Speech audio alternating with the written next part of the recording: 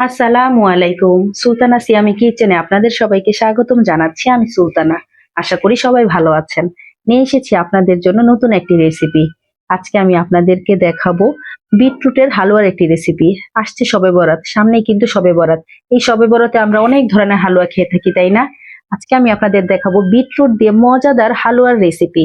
এই হালুয়ার রেসিপিটা একবার খেলে আপনার মন প্রাণ দিল সব ঠান্ডা হয়ে যাবে। এত মজার আর মানে এত মজার হালুয়া কখনো হয়তো খাননি। গাজরের হালুয়া থেকেও বেশি মজা এই বিটরুটের হালুয়া।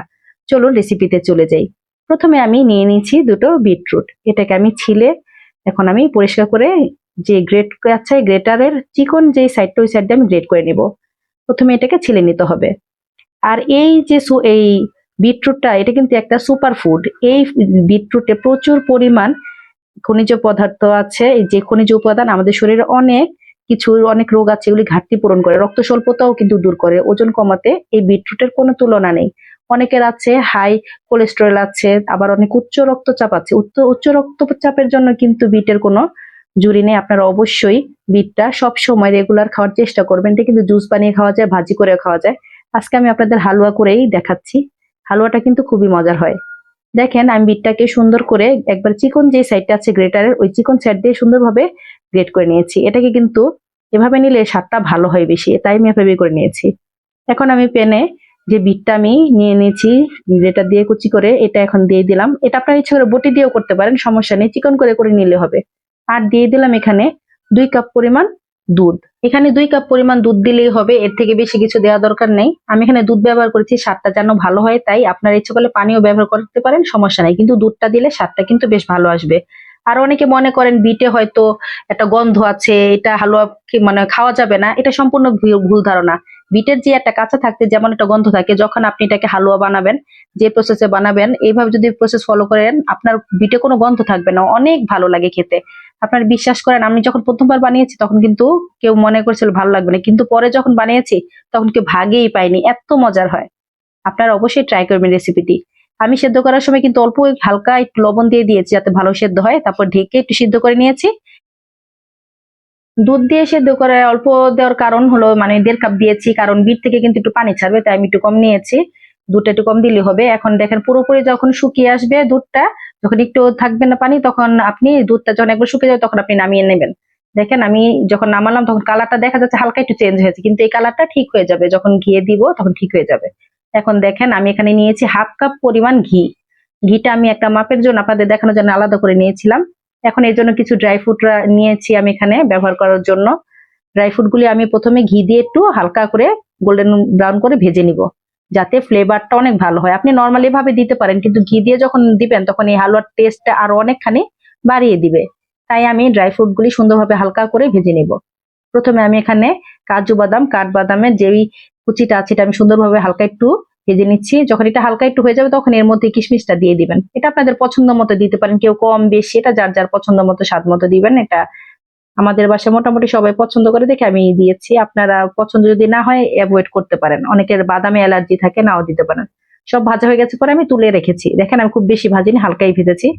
এখন ওই যে আমি যেটার মধ্যে বাদামটা ভেজেছি ওইখানে আরো কিছুটা পরিমাণ ঘি দিয়ে দিলাম। এখানে কিন্তু আমি ঘি ব্যবহার করেছি যাতে ফ্লেভার স্বাদটা ভালো হয়। আপনারা ইচ্ছা করলে কিন্তু তেল দিয়ে ব্যবহার করতে পারেন বা বাটারও ব্যবহার করতে পারেন, সমস্যা নেই। ঘি দিয়ে করলে ফ্লেভারটা খুবই ভালো আসে, হালুয়ার স্বাদ অনেক বেড়ে যায়। ঘিটা গরম হয়ে গেলে এখন আমি বিটটা দিয়ে দিব, সেদ্ধ করা যে বিটটা আছে এই বিটটা এখন দিয়ে আমি এখানে ঘিয়ের মধ্যে সুন্দরভাবে বাকি যতটুকু পানি আছে আমি আগে এটা শুকিয়ে নিব। তাহলে হবে কি যে পানসে ভাবটা থাকে বিটের, এই পানসে ভাবটা থাকবে না। আর ঘিয়ের মধ্যে যখন এখন আমি ভাজছি এখন তো সম্পূর্ণ এটার ঘ্রাণ চেঞ্জ হয়ে যাবে, অনেক ভালো একটা মানে ফ্লেভার আসবে। এটা বিটের কোনো গন্ধ থাকে না। আপনারা এভাবে অবশ্যই ট্রাই করে দেখবেন, খুবই ভালো লাগে। এখন দেখবেন যখন পুরোপুরি ভাবে পানিটা একবার শুকিয়ে আসবে তখন এই পর্যায়ে এখন চিনি দিবেন। আমি এখানে 1/2 কাপ থেকে একটু বেশি চিনি নিয়েছি, এখানে আমি 1/2 কাপ দিয়ে দিলাম। বাকি যতটুকু আছে আমি একবারে দিব না, আমার দরকার হলে আমি আবার দিব, যাতে খুব বেশি মিষ্টি হয়ে না যায়। মিডিয়াম একটা মিষ্টি আছে না, এইসব খাবারগুলো খুব বেশি মিষ্টি হলেও ভালো লাগে না, একবারে কম মিষ্টি হলেও ভালো লাগবে না, তাই আপনাদের স্বাদ মতো চিনিটা দিবেন। দেখেন চিনিটা দেওয়ার পরে কিন্তু একটু পানি ছাড়বে, এখন আবার একটু লিকুইডের মতো হবে। দেখেছেন কালারটা বিটের কিন্তু আবার সেই যে কাঁচা অবস্থায় যে কালারটা ছিল না, ঠিক ওই কালারটা এসে পড়েছে। এজন্যই বলেছি কালার দেখে ভয় পাবেন না, কিচ্ছু হবে না, সুন্দরভাবে দেখবেন কালারটা আবারই হয়ে যাবে, ঠিক হয়ে যাবে। এখন দেখেন আমি বাকি চিনিটুকু আবার একটু দিলাম এখান থেকে, পুরোটা লাগে না, আমার এতটুকু লেগেছিল। এতটুকু চিনি দেওয়ার পর আমি সুন্দরভাবে এটা নেড়েচেড়ে এখন চিনিটা যতক্ষণ না পর্যন্ত মানে শুকিয়ে আসবে ততক্ষণ আমি এটাকে সুন্দরভাবে নেড়েচেড়ে শুকিয়ে নিব চিনিটা। এখন একটু নাড়াচাড়া করে রাখতে হবে, এখন কিন্তু এটা ছিটে আসবে না, এটা সুন্দরভাবে আপনি আস্তে আস্তে করে নাড়াচাড়া করে শুকিয়ে নেবেন। এই বিটের হালুয়াটা কিন্তু সত্যিই খুবই মজার হয়, আপনারা বাসায় রেসিপিটা একবার হলেও ট্রাই করবেন। ট্রাস্ট মি, আপনারা একবার এই হালুয়াটা খেলে ফিদা হয়ে যাবেন, এত মজার হয় হালুয়াটা, অনেক মজার এই হালুয়াটা। দেখেন আমার পানিটা কিন্তু সুন্দরভাবে অনেকটাই শুকিয়ে এসেছে, আর একটু শুকালে এর মধ্যে আমি আমার যে গরম মশলাটা, যেটা এলাচিটা নিয়েছি, আমি এখানে শুধু এলাচিটাই ব্যবহার করব। এলাচির যে বিচিটা আছে, বিচিটা আমি গুঁড়ো করে নিয়েছি। এখানে আমি 4টা পিস এলাচির যে বিচিটা আছে ওইটা সুন্দরভাবে আমি থেতো করে গুঁড়ো করে নিয়েছি, গুঁড়োটা আমি মিশিয়ে দিলাম। না হলে হবে কি, আমি যদি আস্ত দিতাম এটা কামড় টামড় লাগতো, খেতে ভালো লাগতো না। গরম মশলাটা দেওয়া হয়ে গেছে, তারপর এখন আমি দিয়ে দিলাম এখানে 3 টেবিল চামচ পরিমাণ গুঁড়ো দুধ। এই গুঁড়ো দুধটা আমি ডিপ্লোমা দিয়েছি, আপনার ইচ্ছে করলে যে কোনো ব্র্যান্ডের দিতে পারেন, কোনো সমস্যা নেই। গুঁড়ো দুধটা দেওয়ার পরে দেখবেন এইটা, এই যে হালুয়াটা, বিটের হালুয়াটা আরো সুন্দরভাবে শুকিয়ে আসবে, অনেক ভালো লাগবে খেতে। এই হালুয়ার কিন্তু এই দুধটা আমি প্রথমে দিলাম, এখন আবার যেই গুঁড়ো দুধটা দিয়েছি, স্বাদটা এজন্য এত বেশি আসে, অনেক ভালো লাগে। এই বিটের হালুয়াটা অনেক মজার একটা হালুয়া, আপনারা বাসায় ট্রাই করবেন। রেসিপিটি ভালো লাগলে অবশ্যই আমার চ্যানেলকে লাইক, কমেন্ট এবং শেয়ার করে পাশে থাকবেন। দেখেন আমি এখন ড্রাই ফ্রুটটাও দিয়ে দিলাম দুধ দেওয়ার পরে। এখন কিন্তু আমার সবার লাস্ট পর্যায়ে এসে পড়েছি, পুরোপুরি দুধ তো এখানে গুঁড়ো দুধটা মিশিয়ে গেছে, এখানে আমি পেস্তা বাদামটা দিয়েছি। এখন পুরোপুরি ভাবে এটা যখন ঘিয়ের উপরে এসে পড়বে তখন আমার পিঠা হালুয়াটা হয়ে যাবে। দেখেছেন কালারটা কত সুন্দর হয়েছে, আসলে দেখতে যেমন সুন্দর, খেতে তার চেয়েও ভালো।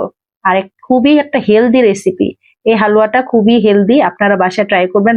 বাচ্চাদের জন্য তো অবশ্যই মাস্ট, আপনারা মাঝে মধ্যে এটা বানিয়ে খেতে পারবেন বাসায়, বাচ্চাদেরও খাওয়াবেন। রান্নাটা হয়ে গেলে সবার লাস্ট পর্যায়ে এখন দিয়ে দিবে 1 টেবিল চামচ ঘি। 1 টেবিল চামচ ঘি দেওয়ার পরে এটাকে হালুয়াটাকে সুন্দরভাবে নেড়ে চেড়ে আপনারা পরিবেশনের জন্য রেডি করবেন। তৈরি হয়ে গেল আমার মজাদার বিটরুটের হালুয়া। এই হালুয়াটাকে আমরা নাড়ু শেপ দিতে পারি বা বরফি কাটতে পারি বা নর্মালি ভাবে রেখে আমরা খেতে পারি। খুবই মজাদার, খুবই সুস্বাদু একটা হেলদি হালুয়া, আপনারা বাসায় অবশ্যই ট্রাই করবেন। বাচ্চাদের কেন, বড়দের কিন্তু দারুণ পছন্দ হবে এই হালুয়াটা, আপনারা বাসায় ট্রাই করবেন, একবার হলে ট্রাই করবেন। বিশ্বাস করেন আপনাদের না ভালো লেগে যাবে কোথায়, এত মজার হয়ে হালুয়াটা। সবাই ভালো থাকবেন, সুস্থ থাকবেন। নতুন কোনো রেসিপি নিয়ে আবার আমি হাজির হব। আসসালামু আলাইকুম, আল্লাহ হাফেজ।